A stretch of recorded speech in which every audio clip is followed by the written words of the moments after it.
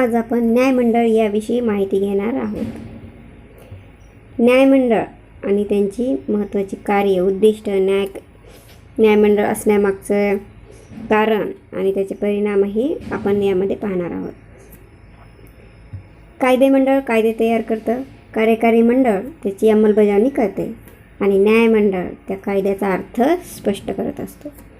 कायदेमंडळ कायदे तयार करतं, मंत्रिमंडळ राष्ट्रपती, कार्यकारी मंडळ जे त्या कॅबिनेट मंत्र्यांच्या खालचे असतात ते कार्यकारी मंडळ, ते त्यांची अंमलबजावणी करत असतात आणि ती अंमलबजावणी झाल्यानंतर न्यायमंडळ म्हणजे न्यायाधीश त्या कायद्याचा अर्थ स्पष्ट करत असते. केवळ कायदे करणं पुरेसं नसतं, तर त्यांचा अर्थ स्पष्ट करून कायद्याचे उल्लंघन कोणी करणार नाही आणि करणाऱ्यांना शिक्षा देण्यासाठी एक न्याय प्रस्थापित करण्यासाठी एक विशिष्ट कार्यपद्धत समाजामध्ये आहे आणि त्याला आपण न्यायमंडळ असं म्हणतो. न्यायमंडळ हा कायद्याचा अर्थ स्पष्ट करून सांगणारा एक शासनाचा भाग आहे. न्यायमंडळ कायद्याचा अर्थ स्पष्ट करून सांगणारा शासनाचा एक भाग आहे.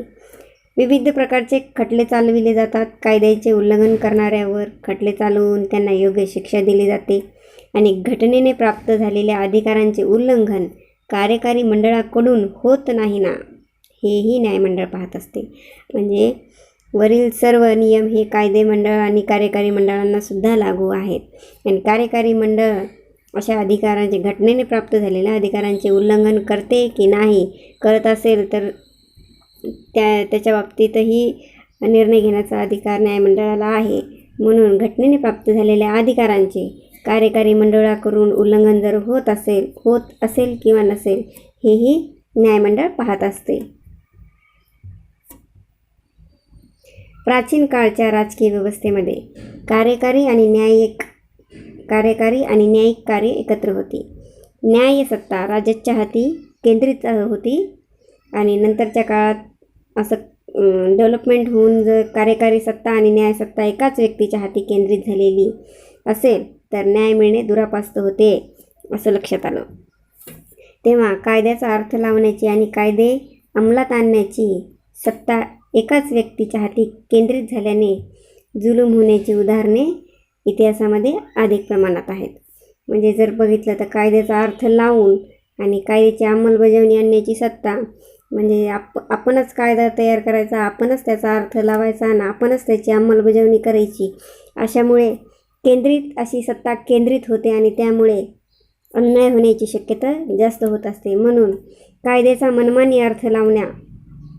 मनमानी अर्थ लावण्यापासून सार्वत्रिक सुरक्षा मिळण्याची गरज प्रत्येक नागरिकाला आहे आणि त्यामुळे आधुनिक राज्यात आपण स्वतंत्र न्यायमंडळाव्यतिरिक्त राज्याची कल्पना करू शकत नाही.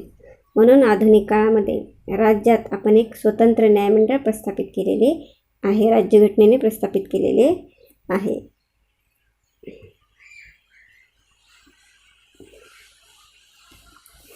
लोकशाही समाजात कायद्याच्या चौकटीला महत्त्वाचे स्थान आहे. न्यायमंडळ आणि त्याला बळकटी देत असतं. लोकशाहीमध्ये कायद्याच्या चौकटीला महत्त्वाचं स्थान आहे आणि त्याला न्यायमंडळ हे बळकटी देत असतं.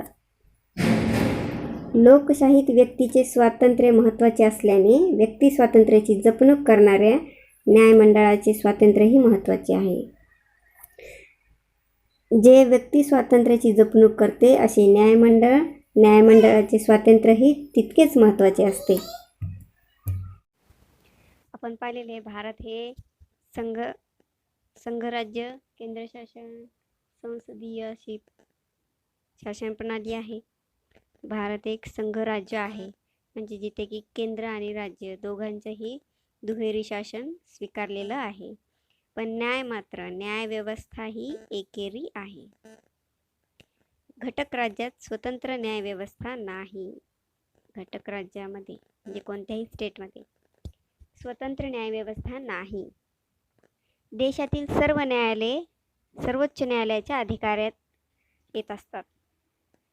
देशातील सर्व न्यायालये सर्वोच्च न्यायालयाच्या अखत्यारीत म्हणजे त्यांच्या सर्वोच्च न्यायालयाच्या अधिकाराखाली येत असतात. संघराज्यामध्ये केंद्र सरकार आणि राज्य सरकार यामध्ये अधिकारांची विभागणी झालेली आहे. संघराज्यामध्ये केंद्र आणि राज्य या दोघांचा सहभाग आहे. दोन्ही मिळून, केंद्र आणि राज्य मिळून संघराज्य बनत असतं आणि त्यामध्ये अधिकारांची विभागणी झालेली आहे. भारतीय राज्यघटना लिखित स्वरूपात आहे, लिहिलेली आहे. भारतामध्ये केंद्र आणि घटक राज्य यांच्या अधिकारांची विभागणी या लिखित राज्यघटनेत केलेली आहे. मग आपली राज्यघटना ही लिखित स्वरूपात आहे, म्हणून भारतही केंद्र आणि घटक राज्य यांच्या अधिकारांची ही विभागणी ही लिखित स्वरूपामध्ये राज्यघटनेत केलेली आहे. आणि या रचनेमध्ये विविध प्रकारचे खटले चालविले जातात.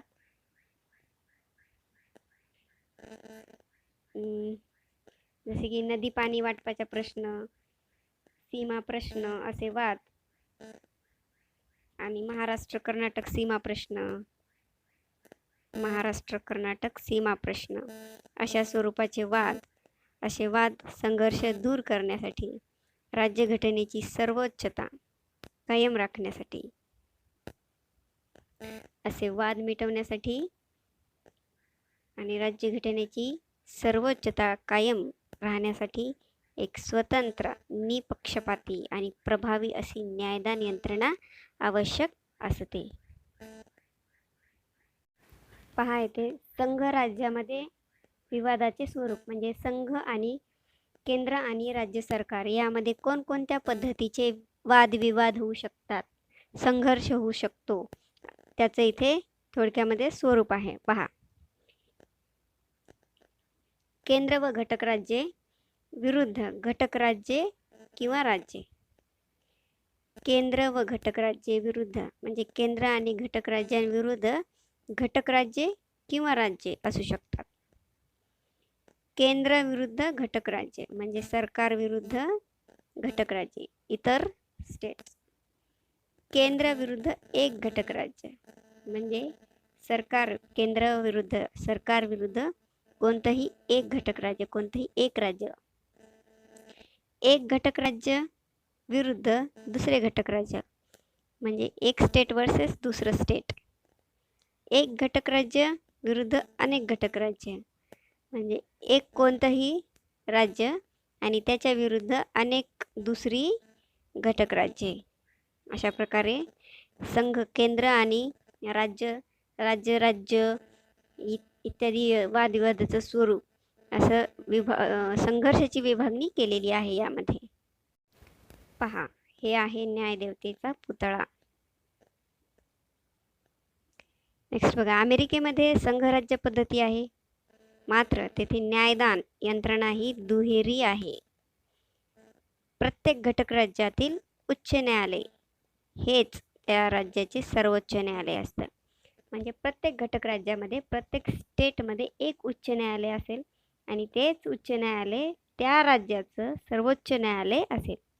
आणि त्याचा संघ न्यायालयाचे घटक राज्याच्या न्यायालयावर कोणतेही नियंत्रण नसते. बघा, म्हणजे संघ न्यायालयाचे म्हणजे इथं पहा, अमेरिकेमधील सर्वोच्च न्यायालयाचे स्टेटच्या न्यायालयावर कोणतेही नियंत्रण नसणार आहे. तर भारताच्या सर्वोच्च न्यायालयाला जे अधिकार भारतीय राज्यघटनेने प्राप्त करून दिलेले आहेत, भारतामध्ये जे सर्वोच्च न्यायालय आहे आणि ते अधिकार भारतीय राज्यघटनेमध्ये जसे प्राप्त आहेत तशा स्वरूपाचे अधिकार अमेरिकेच्या संघ न्यायालयाला नाहीत. आपण पाहिलेले की आपल्या सर्वोच्च न्यायालयाच्या अखत्यारीमध्ये सर्व अधिकाराखाली सर्व उच्च न्यायालय येत असतात, सर्व स्टेटमधील उच्च न्यायालय येत असतात. त्यामुळे अमेरिकेच्या संघ न्यायालयापेक्षा भारताच्या सर्वोच्च न्यायालयाच्या कार्यक्षेत्राची व्याप्ती मोठी आहे. म्हणजे अमेरिकेच्या संघ न्यायालयापेक्षा केंद्रातील सरकारापेक्षा भारतातील सर्वोच्च न्यायालय याची व्याप्ती फार मोठी आहे. आता पाहू भारतातील न्यायमंडळाची रचना. Structure of judiciary in India. भारताची न्यायव्यवस्था एकात्म स्वरूपाची आहे.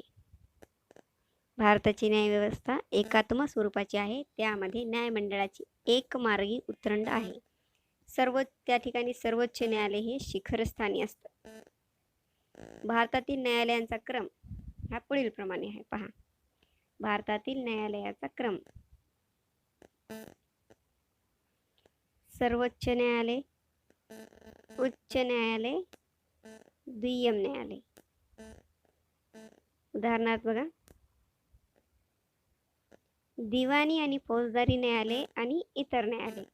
ही रचना पिरॅमिड स्वरूपाची आहे. दिवाणी न्यायालय, फौजदारी न्यायालय आणि इतर न्यायालय ही पिरॅमिड स्वरूपाची रचना. तर कनिष्ठ न्यायालय ही वरिष्ठ न्यायालयाच्या प्रत्यक्ष देखरेखीखाली त्यांची कार्य पार पाडत असतात. म्हणजे कनिष्ठ न्यायालय ही वरिष्ठ न्यायालयाच्या प्रत्यक्ष देखरेखीखाली असतात. भारताचे सर्वोच्च न्यायालय, सुप्रीम कोर्ट ऑफ इंडिया, त्याचं पिक्चर.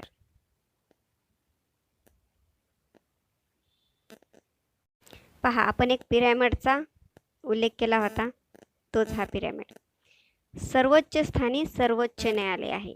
सर्वोच्च न्यायालयानंतर उच्च न्यायालय येतात.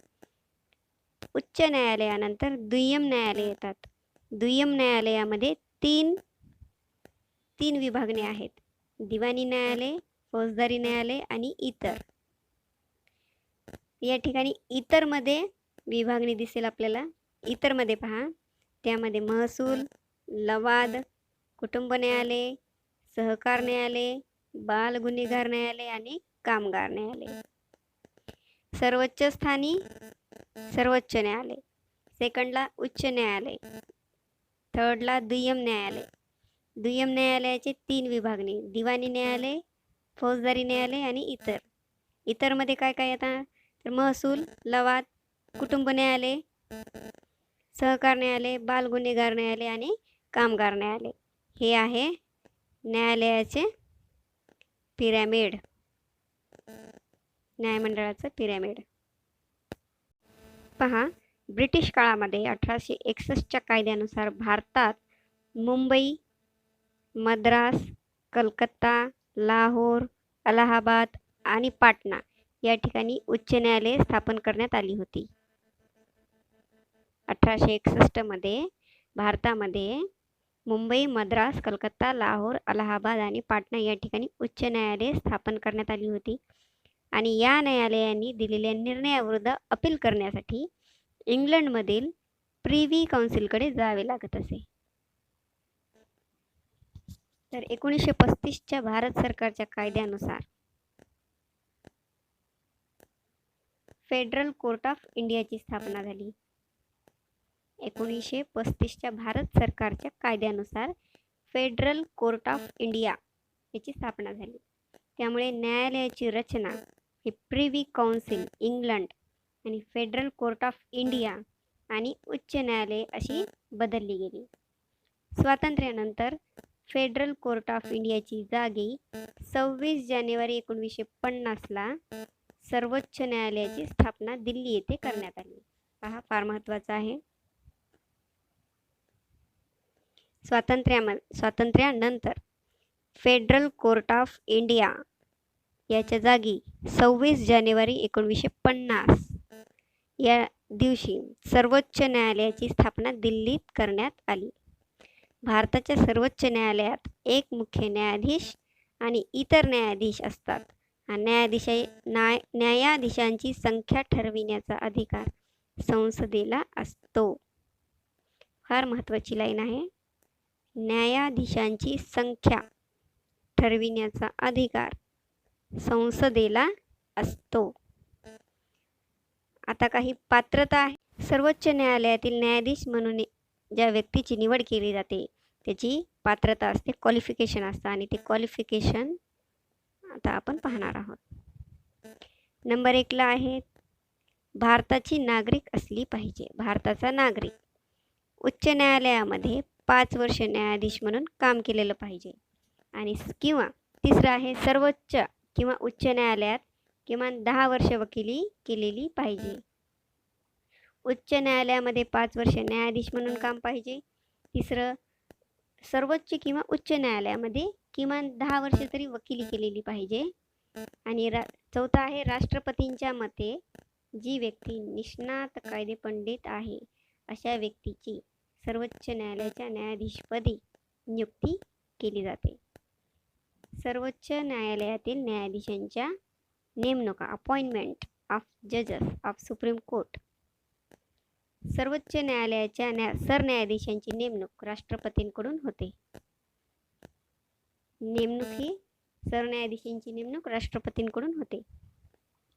राष्ट्रपती सरन्यायाधीशांची नेमणूक करत असताना सर्वोच्च न्यायालयाच्या व उच्च न्यायालयाचा न्यायाधीशांचा सल्ला घेऊ शकतात. मात्र सल्ला घेणे राष्ट्रपतींवर बंधनकारक नाही.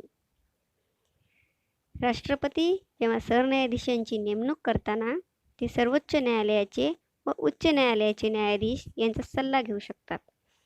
पण असा सल्ला घेणे हे राष्ट्रपतींवर बंधनकारक नसते. आत्तापर्यंत सेवाज्येष्ठतेनुसार न्यायाधीशांची सर्वोच्च न्यायालयाच्या सरन्यायाधीशपदी नेमणूक करण्याची प्रथा होती. सेवाज्येष्ठता, ज्याचं वय जास्त ते. 1973 साली न्यायाधीश शेलार, न्यायाधीश हेगडे आणि न्यायाधीश ग्रोवर यांची ज्येष्ठता डावलून न्यायाधीश A.N. रे यांची सरन्यायाधीश म्हणून नेमणूक केली होती आणि ही प्रथा सर्वप्रथम मोडण्यात आली. म्हणजे जी ज्येष्ठता ही प्रथा होती ती प्रथा सर्वप्रथम 1973ला मोडून काढली. त्यानंतर पुन्हा 1975 साली ज्येष्ठ न्यायाधीश HR खन्ना यांना डावलून न्यायाधीश M.S. बेक यांची सरन्यायाधीश म्हणून नेमणूक करण्यात आली. तेव्हापासून भारताच्या सरन्यायाधीशांची नेमणूक करताना सेवा ज्येष्ठतेचे तत्व नियम म्हणून अनुसरण्याबाबत वाद सुरू होता. 6 ऑक्टोबर 1993 रोजी सर्वोच्च न्यायालयाने दिलेल्या निकालात असं म्हटलं की भारताच्या सर्वोच्च न्यायालयातील ज्येष्ठ न्यायाधीशांचीच भारताच्या सरन्यायाधीश म्हणून नेमणूक केली जावी. त्यामुळे आता ज्येष्ठतम न्यायाधीशांची भारताच्या सरन्यायाधीशपदी नेमणूक केलेली जाते.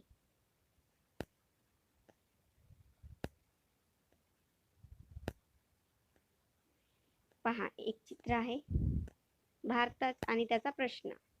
भारताच्या सर्वोच्च न्यायालयात वकिली न करणारा कायदेतज्ञ न्यायाधीश म्हणून कधी नेमला गेला आहे का? त्याचं उत्तर पुढच्या पॅरेत बघू. सर्वोच्च न्यायालय आणि उच्च न्यायालय इतर न्यायाधीशांच्या नेमणूक करताना राष्ट्रपती सरन्यायाधीशांचा सल्ला घेतात. हे पाहिलं आपण. आवश्यकता भासल्यास इतर न्यायाधीशांचा सल्ला घेतला जातो. आणि असे लक्षात घेतले पाहिजे की नेमणुका करण्याचा राष्ट्रपतींचा अधिकार हा फक्त औपचारिक स्वरूपाचा असतो, कारण या बाबतीत त्यांना मंत्रिमंडळाच्या सल्ल्यानुसारच कृती करावी लागते. मंत्रिमंडळाचा सल्ला म्हणजे राष्ट्रपतींचा अधिकार इथे औपचारिक स्वरूपाचा असतो, कारण मंत्रिमंडळाच्या सल्ल्यानुसार त्यांना कृती करावी लागत असते. ठीक आहे. नेक्स्ट, प्रभारी सरन्यायाधीशांची नेमणूक. जेव्हा भारताच्या सरन्यायाधीशांचे पद रिक्त असते,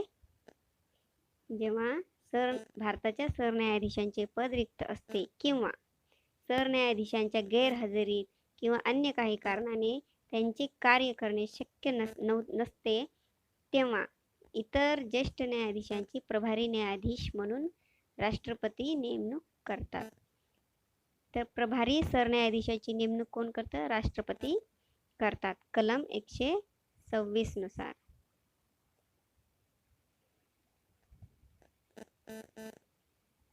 कार्यकाल. पहिले अमेरिकेत सर्वोच्च न्यायालयाचे न्यायाधीश आयुष्याच्या अंतापर्यंत त्या पदावर राहू शकतात.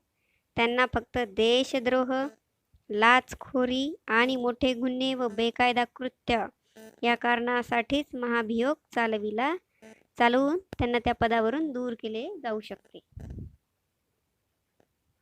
भारतामध्ये पाहू आता. भारतीय राज्यघटनेनुसार सर्वोच्च न्यायालयाचे प्रत्येक न्यायाधीश वयाची 65 वर्ष पूर्ण होईपर्यंत काम करू शकतात. सर्वोच्च न्यायालयाचे प्रत्येक न्यायाधीश वयाची 65 वर्ष पूर्ण होईपर्यंत काम करू शकतात. तर सर्वोच्च न्यायालयाचे पद रिक्त होण्याची काही कारणं आहेत. त्यांचं पद कोणकोणत्या पद्धतीने रिक्त होऊ शकतं.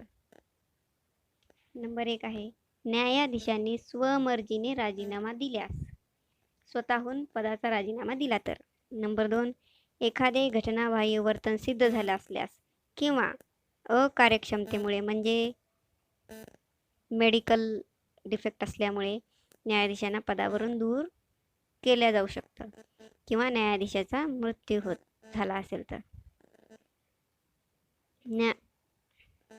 मात्र न्यायाधीशांना पदावरून दूर करण्यासाठी जी प्रक्रिया आहे ती दीर्घ आणि खूप कठीण अशी आहे.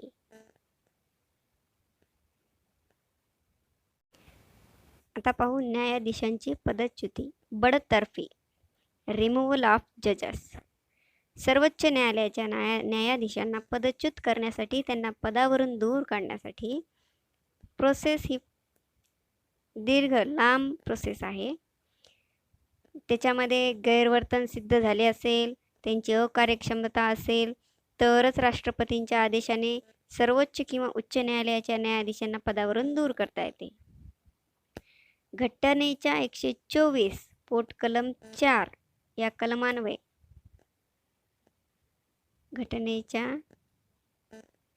कलम 124 पोटकलम 1 अन्वये सर्वोच्च न्यायालयाच्या न्यायाधीशांना पदावरून दूर करण्यासाठी संसदेच्या प्रत्येक सभागृहातील एकूण संख्येच्या बहुमताने, सभासद संख्येच्या बहुमताने व उपस्थित राहून मतदान करणाऱ्या सदस्य संख्येच्या 2/3 बहुमताने ठराव संमत करावा लागतो. तर त्यांना पदावरून दूर करण्यासाठी संसदेच्या प्रत्येक सभागृहामध्ये एकूण सभासद संख्येच्या बहुमताने आणि उपस्थित राहून मतदान करणारे सदस्य संख्या त्यांच्या 2/3 बहुमताने ठराव संमत करावा लागतो. कलम 124 पोट कलम 5 अन्वये न्यायाधीशांचे गैरवर्तन किंवा अकार्यक्षमतेबद्दलचे तपशील आणि ते पुरावे मिळविण्यासाठी आवश्यक तो तपास करण्याचा प्रस्ताव आणण्याची प्रक्रिया ही संसद ठरवत असते. कलम 124 पोटकलम 5 अन्वये न्यायाधीशांचे गैरवर्तन, त्यांचे अकार्यक्षमतेबद्दल जो तपशील आहे, जे पुरावे मिळवले जातात ते मिळवण्यासाठी, तो तपास करण्यासाठी जो प्रस्ताव आणला जातो त्यावर ही पूर्ण प्रक्रिया केली जाते आणि ती प्रक्रिया संसद ठरवित असते. संसदेच्या दोन्ही सभागृहात ठराव संमत होऊन तशी सूचना राष्ट्रपतींना मिळाल्यास राष्ट्रपतींद्वारा सर्वोच्च न्यायालयाच्या न्यायाधीशांना पदावरून दूर करण्याचा आदेश काढला जातो. संसदेच्या दोन्ही सभागृहामध्ये ठराव संमत झाल्यानंतर राष्ट्रपतींना तशी सूचना मिळते आणि त्या सूचनेनुसार राष्ट्रपतींद्वारा सर्वोच्च न्यायालयाच्या न्यायाधीशांना पदावरून दूर करण्याचा आदेश काढला जातो. न्यायाधीशांना पदावरून काढण्याची जी प्रक्रिया आहे ही फार दीर्घ आणि कठीण असल्यामुळे न्यायाधीशांना संरक्षण मिळतं. त्यामुळेच न्यायाधीश सरकारी अधिकारी किंवा मंत्री यांच्या दबावाखाली राहत नाही. ते बेनिफिट.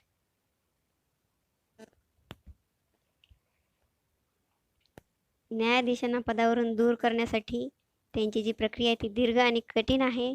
त्याच्यामुळे न्यायाधीशांवर कोणी सरकारी अधिकारी किंवा मंत्री त्यांच्यावर दबाव टाकू शकत नाही. त्यामुळे न्यायाधीशांना कार्यकालाची शाश्वती असते. आणि इथे एक लक्षात घेतलं पाहिजे की कार्यकारी मंडळ न्यायाधीशांच्या नेमणुकीबाबत महत्त्वाची भूमिका बजावत असतं. कार्यकारी मंडळ आणि त्यांना पदच्युत करण्याबाबत अधिकार हे कायदे मंडळाला आहेत. यावरून सत्तेचे संतुलन आणि न्यायमंडळाचे स्वातंत्र्य दोन्ही बाबी साध्य होतात. न्यायमंडळावर दबावही टाकता येत नाही आणि सत्तेचे संतुलनही राहते. त्यामुळे न्यायव्यवस्था ही एक स्वतंत्र अशी शासन संस्था आहे. न्यायमूर्ती व्ही रामस्वामीवरील बडतर्फीची कारवाई. एक केस. सर्वोच्च न्यायालयाच्या न्यायाधीशांना पदच्युत करण्याची एकच घटना संसदेसमोर आली. न्यायाधीश व्ही रामास्वामी जेव्हा पंजाब आणि हरियाणा उच्च न्यायालयाचे मुख्य न्यायाधीश होते तेव्हा त्यांच्या कार्यकालामध्ये निधीचा गैरवापर झाल्याचा त्यांच्यावर आरोप होता. निधीचा गैरवापर. सर्वोच्च न्यायालयाचे न्यायमूर्ती समितीच्या उच्चस्तरीय चौकशीमध्ये न्यायाधीश व्ही रामास्वामी दोषी आढळले आणि आपल्या कार्यालयाचा मनमानी गैरवापर, कर्तव्य बजावणीमध्ये सातत्यपूर्ण दुर्लक्ष, राजकोषीय धनाची खाजगीकरणासाठी विविध मार्गाने उधळपट्टी केली आणि विविध मार्गाने सार्वजनिक निधीचा खाजगी कारणांसाठी वापर केला, नैतिक अधपतन या कारणासाठी त्यांना दोषी ठरविण्यात आलं आणि समितीने असे मत व्यक्त केले की वरील सर्व कृती राज्यघटनेच्या कलम 124 पोट कलम 4 मध्ये पूर्ण अभिप्रेत होतात आणि त्याच्यामुळे सदर जी प्रक्रिया आहे ती संसदेत संमत होऊ शकली नाही आणि या ठरावाला संसदेच्या उपस्थित राहून मतदान करणाऱ्या सभासदांचे 2/3 बहुमत प्राप्त झाले, परंतु सत्ताधारी पक्ष हा संसदेच्या गृहात मतदानापासून दूर राहिला. सत्तेवर जो पक्ष होता तो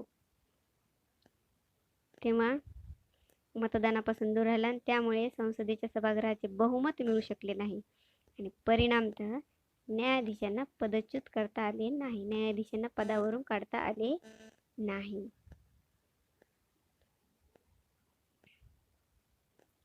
सर्वोच्च न्यायालयाचे अधिकार क्षेत्र. Jurisdiction of supreme court. सर्वोच्च न्यायालयाचे अधिकार क्षेत्र कोणकोणते आहे, त्यांच्या अधिकार क्षेत्रामध्ये काय काय येतं. भारताच्या सर्वोच्च न्यायालयाचे अधिकार क्षेत्र व्यापक आहे. भारताच्या सर्वोच्च न्यायालयाचे अधिकार क्षेत्र व्यापक स्वरूपाचे आहे. त्यांचे कार्यक्षेत्र व्याप्ती भारताच्या राज्यघटनेने निश्चित केलेली आहे. कार्यक्षेत्र आणि व्याप्ती राज्यघटनेने निश्चित केलेली आहे. सर्वोच्च न्यायिक सत्ता आहे म्हणून भारतामध्ये अपील करण्याचे अंतिम न्यायालय सर्वोच्च न्यायालय आहे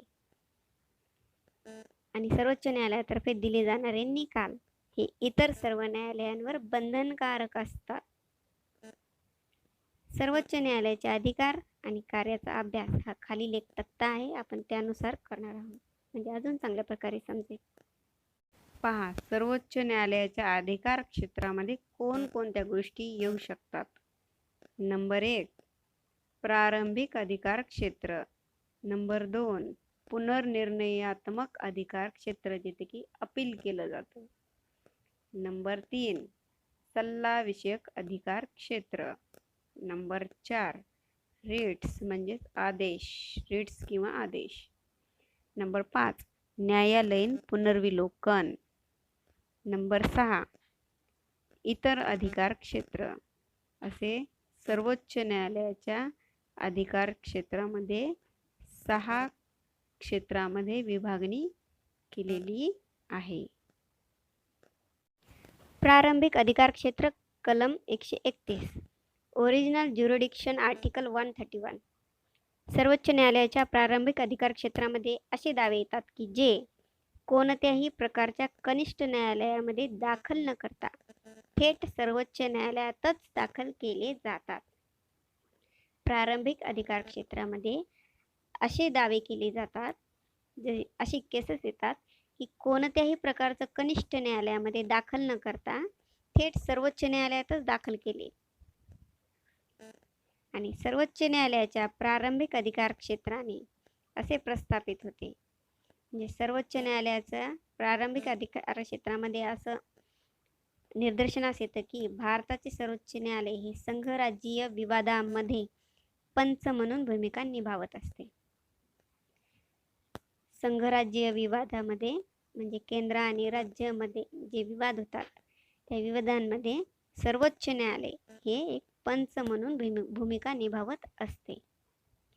सर्वोच्च न्यायालयाच्या प्रारंभिक अधिकार क्षेत्रामध्ये जे वादविवाद येतात, संघर्ष येतात ते खालीलप्रमाणे पाहू. नंबर 1 भारत सरकार विरुद्ध एक किंवा अधिक घटक राज्ये. म्हणजे केंद्र सरकार आणि त्या ठिकाणी त्या केंद्र सरकार विरुद्ध एक किंवा एकपेक्षा अधिक घटक राज्ये असतील त्यांचा वादविवाद. नंबर 2 कोणतेही एक घटक राज्य किंवा अनेक घटक राज्ये आणि भारत सरकार विरुद्ध एक किंवा अनेक घटक राज्ये एक घटक राज्य, कोणतंही एक घटक राज्य किंवा खूप सारे एकसाथ मिळून अनेक घटक राज्य तयार होऊन भारत सरकार विरुद्ध वादविवाद होत असतील, असे भारत सरकार विरुद्ध अनेक घटक राज्ये यांचाही समावेश होत असतो. नंबर 3, 2 किंवा अधिक घटक राज्ये म्हणजे स्टेटमध्ये स्टेटचे भांडणं होणार, वादविवाद होणार. नंबर 4, राष्ट्रपती, उपराष्ट्रपती आणि प्रधानमंत्री निवडणूक विषयक वादविवाद सर्वोच्च न्यायालयामध्ये येत असते. केंद्रीय कायद्यांच्या घटनात्मकतेबाबत केंद्र सरकार यांचे जी कायदे आहेत त्यांची घटनात्मकता, घटनेमध्ये त्याला मान्यता आहे की नाही, या सर्वांची मान्यता पाहण्यासाठी सर्वोच्च न्यायालय एक पंच म्हणून काम पाहत असते. प्रारंभिक अधिकार क्षेत्रामध्ये पहा, मूलभूत हक्कांच्या संबंधीचे दावे, रिट्स, हे प्रारंभिक अधिकार क्षेत्रामध्ये येतात सर्वोच्च न्यायालयाच्या. थोडक्यात काय पहा, तर संघ राज्याशी संबंधित, केंद्राशी संबंधित वाद तसेच थेट सर्वोच्च न्यायालयाकडे येत असते. याला प्रारंभिक अधिकार क्षेत्र असे म्हणतात.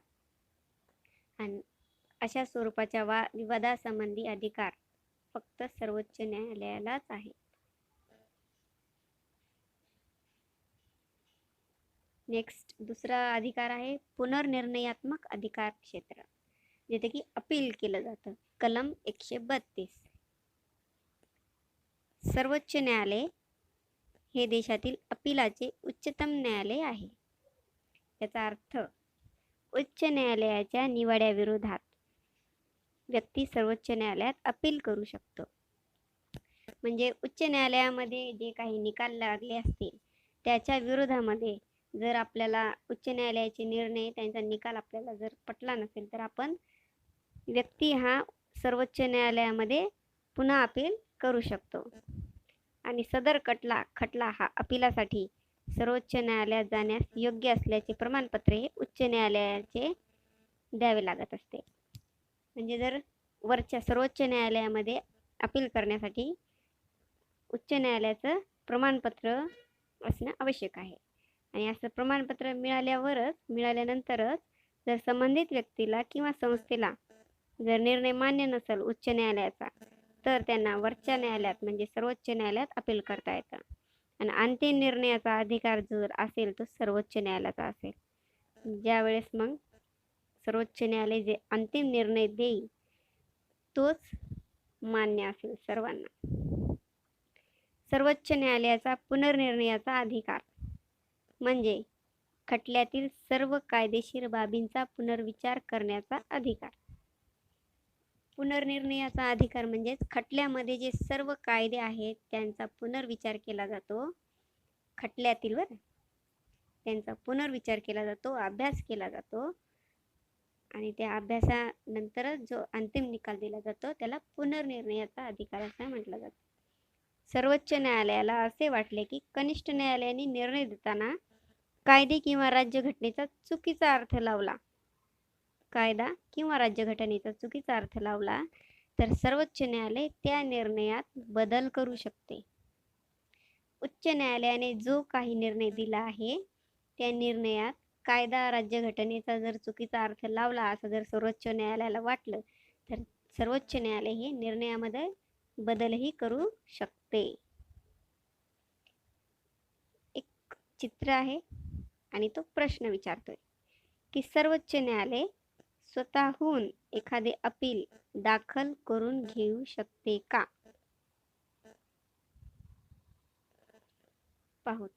पुढे पाहू त्याचं उत्तर. सर्वोच्च न्यायालय यांचे 5 प्रकारे पुनर्निर्णयाचा अधिकार बजावत असते. सर्वोच्च न्यायालयाला जो विचार करायचा आहे, पुनर्निर्णय घ्यायचा आहे, पुन्हा निर्णय घ्यायचा आहे, त्याचे अधिकार ते 5 प्रकारे घेऊ शकते. कसे? नंबर 1, राज्यघटनेच्या अर्थासंबंधीच्या अपिलांसंदर्भामध्ये. म्हणजे राज्यघटनेचा जो अर्थ आहे त्याच्या अर्थाबद्दल त्यांचं अर्थ, राज्यघटनेतील शब्दातील अर्थ या ठिकाणी जे अपील पण होईल ते सर्वोच्च न्यायालयात होईल. त्याचा पुनर्विचारासाठी सर्वोच्च न्यायालय दखल घेऊ शकतं. दिवाणी खटल्याबाबतच्या अपिलासंदर्भात, फौजदारी खटल्याबाबत सर्वोच्च न्यायालयाच्या विशेष परवानगीने करता येणाऱ्या अपिलासंदर्भात पाहायचे. सर्वोच्च न्यायालयाची विशेष परवानगी आहे आणि त्या ठिकाणी सर्वोच्च न्यायालयाच्या विशेष परवानगीने पण अपील करता येतं. उच्च न्यायालयातील रिट्स संदर्भातील अपील सर्वोच्च न्यायालयात जाण्यासंदर्भात, म्हणजे उच्च न्यायालयामधील जे केसेस आहेत, अपील आहेत, त्यांच्या विरोधातही त्या संदर्भामधील अपील सर्वोच्च न्यायालयामध्ये दाखल होऊ शकते.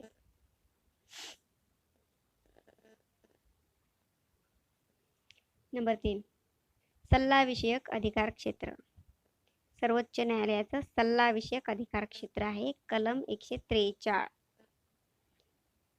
भारताचे राष्ट्रपती आवश्यकतेनुसार सर्वोच्च न्यायालयाच्या न्यायाधीशांकडे कायदेशीर सल्ला मागू शकतात.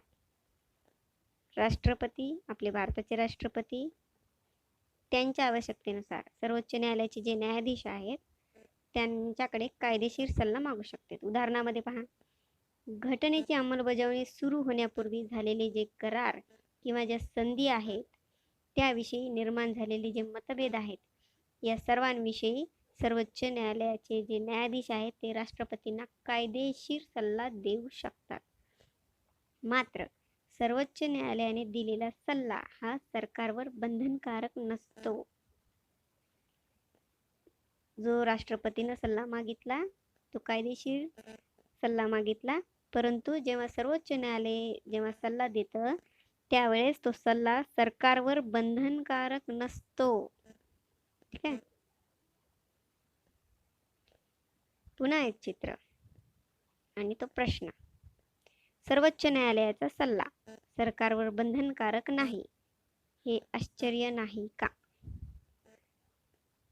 त्याचं उत्तर आपल्याला पुढे मिळेल. रिट्स आदेश. राज्यघटनेनुसार कोणताही भारतीय नागरिक कोणत्याही हक्काचे उल्लंघन झाल्यास हक्क परत मिळविण्यासाठी उच्च न्यायालय किंवा सर्वोच्च न्यायालयाकडे दाद मागू शकतो. कोणताही भारतीय नागरिक ज्याच्या हक्काचे उल्लंघन झाले आहे तो हक्क मिळवण्यासाठी उच्च न्यायालय किंवा सर्वोच्च न्यायालयामध्ये दाद मागू शकतो. भारतीय नागरिकाने मूलभूत हक्कांच्या उल्लंघनाविरोधात केलेल्या याचिकाला रिट याचिका असं म्हणतात.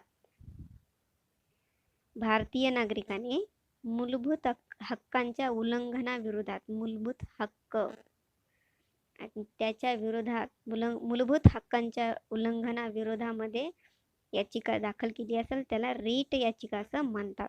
मूलभूत हक्कांच्या रक्षणासाठी सर्वोच्च न्यायालयाने किंवा उच्च न्यायालयाने दिलेल्या आदेशाला रिट असं म्हणतात. तर मूलभूत हक्कांच्या संरक्षणासाठी सर्वोच्च न्यायालयाने किंवा उच्च न्यायालयाने जे आदेश दिलेले असतील त्याला रिट असं म्हणतात. यास निर्देश किंवा आदेशही असं म्हटलं जातं. मूलभूत अधिकारांच्या संदर्भात रिट देण्याचा आणि घटनेच्या कलम 32 अन्वये प्रदान केलेल्या अधिकार सर्वोच्च न्यायालयाचा प्राथमिक अधिकार क्षेत्रामध्ये येतो. मूलभूत अधिकारांच्या संदर्भामध्ये रिट देण्याचा आणि घटनेच्या कलम 32 अन्वये प्रदान केलेला जो अधिकार आहे तो सर्वोच्च न्यायालयाच्या प्राथमिक अधिकार क्षेत्रामध्ये येतो. त्यामुळे कोणत्याही भारतीय नागरिकाला मूलभूत हक्कांच्या संरक्षणासाठी सर्वोच्च न्यायालयात जाण्याची अनुमती देतो. म्हणजे कोणताही भारतीय नागरिक मूलभूत हक्काच्या संरक्षणासाठी सर्वोच्च न्यायालयात जाण्याची त्याला अनुमती आहे. मूलभूत हक्कांच्या उल्लंघनाविषयी एखाद्याची तक्रार हा सर्वोच्च न्यायालयाचा प्राथमिक अधिकार आहे. आणि मूलभूत अधिकारांच्या उल्लंघनाविषयी जी एखाद्याची तक्रार आहे ती सर्वोच्च न्यायालयाचा प्राथमिक अधिकार आहे. मात्र या स्वरूपाचा प्राथमिक अधिकार फक्त सर्वोच्च न्यायालयालाच आहे असे नाही, तर व्यक्ती रिट मिळवण्यासाठी उच्च न्यायालयातही जाऊ शकते.